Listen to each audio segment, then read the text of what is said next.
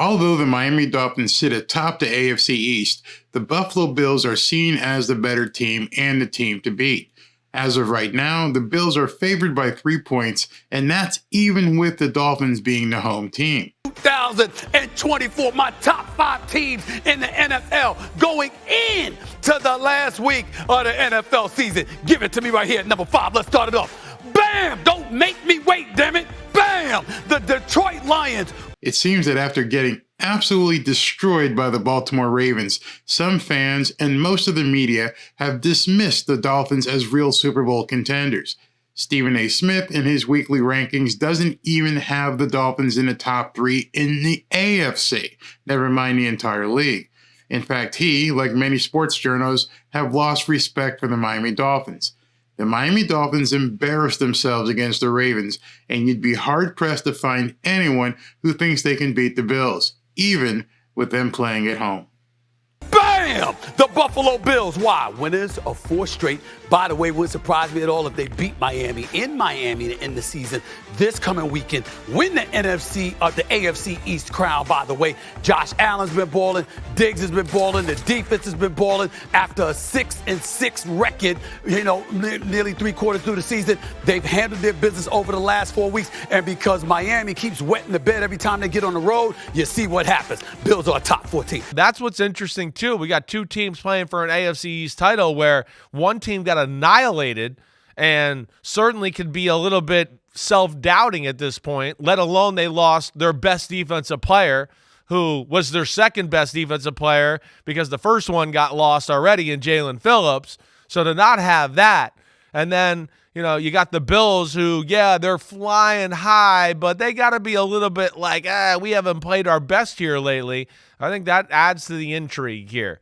And then, of course, the 2 quarterbacks and what they got at stake, and, of course, how big they are in our league, it all makes the game a lot better. We've seen this coming for the past few weeks. Once the Bills started to turn around, it's like, hang on.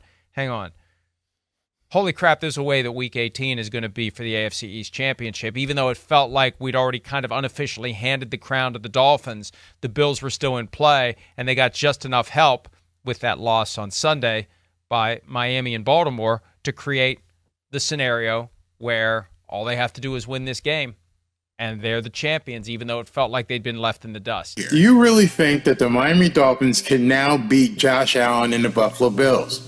If so, let me ask you a question. What part of the beatdown received from the Baltimore Ravens gives you any factual substantiation at all that the Miami Dolphins have a chance to beat the Buffalo Bills? Generally, the worst thing you thought that might happen to the Miami Dolphins on Sunday was that some player, some unit, some aspect of the team might get embarrassed at Baltimore and cost the top prize of the regular season. But what happened yesterday instead was everyone got embarrassed. All 3 aspects of the Baltimore game was an absolute embarrassment. The offense, embarrassing. Defense, embarrassing. Special teams, embarrassing. And now, Josh Allen and the Buffalo Bills are stampeding their way into Miami next weekend. The Bills have had their backs up against the wall for a couple of months now and have won 4 games in a row and 5 out of their last 6. And it would have been 6 in a row if it hadn't been for an overtime loss to the Philadelphia Eagles. Make no mistake about it,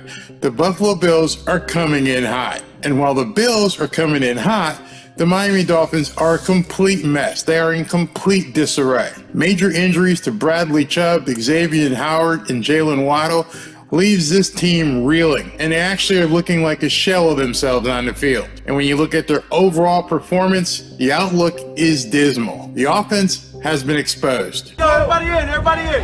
Hey, everything we want is right here in front of us. Let's go get it. Let's go dominate. Dominate on 3, 1, 2, 3. Dominate.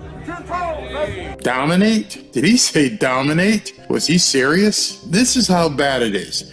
The Miami Dolphins' high-powered offense is 1-4 against playoff caliber teams. And in those 5 games, they have averaged only 18 points per game. Buffalo Bills, they only scored 20. Philadelphia Eagles, they only scored 17. Kansas City Chiefs, they only scored 14. Dallas Cowboys, they scored 22. And against the Baltimore Ravens, they only scored 19. Any way you strike it, that's 18 points per game against playoff caliber teams. That's not going to get it done moving forward. And as you know, if you've watched my videos, I'm not a big stat guy. I am a trend line guy. And it's clear to see that the Miami Dolphins have a huge problem ahead, and the trend line underscores that. That's not doomsday or hater speak whatsoever. That's a question from Mike McDaniel. What are you going to do to adjust? Thus far, you have not shown the ability to adjust when these playoff caliber teams come at you. In fact, when you play playoff caliber teams, the offense looks quite ordinary. Remember, back in the Buffalo game, the previous Buffalo game, the offense with Tyreek and Waddle both on the field, they were completely shut down. Go look it up. Tyreek had 58 yards and Waddle only had 46. So if this team has only been able to muster an average of 18 points per game against playoff caliber competition, and in those games, if the teams have been able to shut down both Tyreek and Waddle, please tell me what makes you think that the Miami Dolphins can beat the Buffalo Bills. In the Baltimore game, which I've also seen and when they've had to play the playoff caliber teams, Mike McDaniel had no adjustments coming out of the locker room. That was it. Whatever they did in the beginning of the first half is what they did in the second half. There were no adjustments. It's almost as if Mike McDaniel has his initial script and he runs those plays, and if they work, great, and if they don't, he's absolutely lost. And as for the defense, Fangio has been completely exposed. The Dolphins couldn't cover anyone. Lamar Jackson had plenty of time to throw. And like McDaniel, he had no adjustments, didn't do anything different at halftime. Here's an uncomfortable reality that I think a lot of you are going to have to face. If the Bills beat the Dolphins this weekend at the Hard Rock, and the Dolphins go one and done in the playoffs, I think we're going to hear conversations about Mike McDaniel being on the hot seat for next year. The losses are on him. The stupid challenges are on him. The ineffectiveness of the offense, that's on him. The over-targeting of Tyreek by Tua, that's on him. And losing Bradley Chubb is almost an unforgivable mistake that Mike McDaniel is completely responsible for. I've heard some people say, hey, he wanted to stay in the game. That doesn't matter. That's like a child at home saying, Mom, I want to keep playing.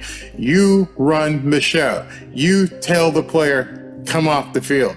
He may want to stay. He may try to convince you, but you take his helmet. If he's complaining, you take his helmet, you make him sit down. There was absolutely no reason for Bradley Chubb to be in the game at that situation. None whatsoever. And no, there's no time to wallow in misery. Josh Allen and the Buffalo Bills aren't coming down here expecting to give you any mercy. They will be coming into the Hard Rock expecting a dogfight and ready to kick your ass. The Dolphins gave up nearly 60 points to the Baltimore Ravens, and when they faced the Bills earlier this year, they gave up nearly 50 points. So if you disagree with what I've said, you tell me in the comments how you expect this beat up Miami Dolphins team to beat the Buffalo Bills. How do they change the offense to become more effective? How do they change the defense with no Bradley Chubb and no Xavier Howard? I'd love to know why you have any confidence that the Miami Dolphins can beat the Buffalo Bills this weekend. And I'm not talking about your faith or your belief or your loyalty or your fandom.